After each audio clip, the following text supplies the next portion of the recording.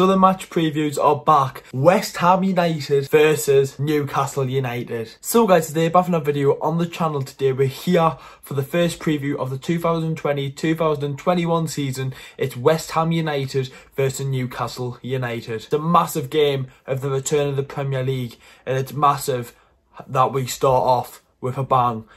Newcastle United never normally get good starts. West Ham never ever get good starts, especially in the first game of the season. So it's going to be interesting to see who wins at the London Stadium on Saturday. Make sure to leave a like, lads. Subscribe to the channel if you haven't already. And yeah, lads, let's get straight to the video now. We'll look at West Ham and then look at Newcastle United. So West Ham United are coming into this 2020-21 season in such dreadful terms. The club are in a state at the minute, and every fan at West Ham are frustrated. Transfers not getting signed, letting players out, your captain going wild on Twitter.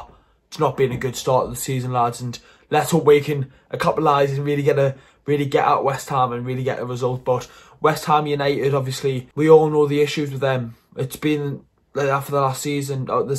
They signed Haller, they've signed Anderson for a ridiculous amount of money, and for this transfer window, the owners just thought, nah, we're not going to spend any money and we're just going to try and go for loan signings because they went for no one. Diagone, I think he was called, signed for West Bromwich Albion from West Ham for 18 million. He was at loan there, had a really good loan spell with them, and he really enjoyed his time at West Brom. But that's how you develop a player. That's how you develop a player. Don't sell him to a relegation rival for only 18 million for the talent he's got and for the age he is. That is ridiculous. And for your captain to come out and say something like that is fair play. Fair play. There's been talks with Declan Rice leaving as well, and people are saying by selling Diagone, does that keep Rice? Who knows? Because I was watching Spencer FC's podcast when I got him from Graf today, and he was basically talking about West Ham and he's lost his connection to West Ham through the owners and whatnot. Last season he had a season ticket paid for every game, went to one match. That just shows he's just lost his ambition. From when they were at the Bowling Ground, their final season there, Spencer FC went to every match, and it was a good time at West Ham. 7th in the Premier League. Dimitri Payet was unbelievable that season. And then since moving to the stadium, since changing the club badge, all these little things, and the clubs went from up there being in European competition, not winning stuff, but being really high, having one of the players of the season, to then now the threat of relegation. Your club were happy to change Jared Bowen's number. That was a post from changing you from 70 to 20 or 20 to 17, I can't remember.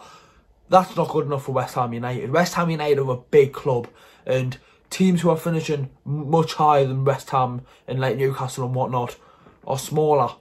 Absolutely. Your Wolves, your Leicesters, your Sheffield Uniteds. It should be the opposite way around, but that's not how it works.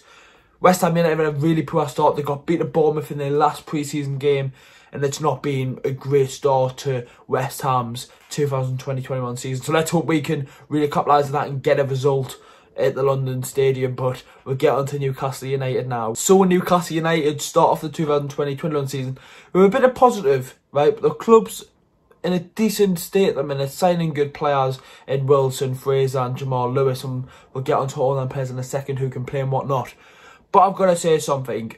Newcastle United and the Premier League and whatnot have released statements on the takeover, and basically the Premier League have rejected the Newcastle takeover bid. If you haven't seen that, go on Twitter, it'll all be all over there. Richard Masters has spoken. The club have actually posted an actual club statement. They've actually posted a club statement about a takeover. I'm not lying, but let's just hope that doesn't affect the start of the season. That came out on Wednesday night. I've called this on Wednesday night.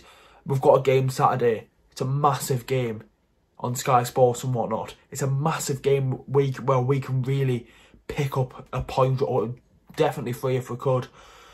We didn't want this negative atmosphere going into this game, so let's hope it isn't, and let's just hope we can get a result on Saturday. The game's an 8 o'clock kickoff. The first three games have all been changed. Obviously, when the preview happens, I'll tell you the kickoff times if you don't know them. But it's a massive game for Newcastle United. Obviously, the signings we've just made in Jamal Lewis, Callum Wilson, and Ryan Fraser and obviously Jeff Hendrick, and there's still more to come, which is great news for Newcastle United. Let's hope we can sign some more players and really get them in the door and get them training for games. From what Bruce has said, it doesn't look like Ryan Fraser will start the game, as his last professional game of football was in March before lockdown. Obviously he didn't want to sign a contract at Bournemouth, so Eddie Howe went, I'm not going to play you if you don't want to play for the club. I'm not going to play you. So he hasn't had a game since March.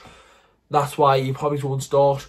Obviously the predicted team video will be out tomorrow, so make sure to check that out when it's out. Obviously I'll wait to see what Steve Bruce says about his press conference and players and injuries and whatnot. So it's a massive game for Newcastle United. Let's hope we can get a result. And obviously the videos will be back on Saturday, the reaction to the game straight after, and then the player ratings. So let's hope we can pick up 3 points. I'm a bit more confident than usual. We've got Callum Wilson, who will be starting up top. He, in his last 7 games against West Ham, 8 goals. 8 goals. And obviously Maxi, Miggy, let's just hope we can do something. Obviously injuries and whatnot, we're goalkeeper Dubravka's still out, which isn't good. Gillespie or Darlow, who do you start? But lads, let's just hope we can have a good start to the 2020-21 season. Make sure to leave a like, lads. Subscribe to the channel if you haven't already. Let's just hope we can do something in the game at the London Stadium against West Ham United. How are the lads?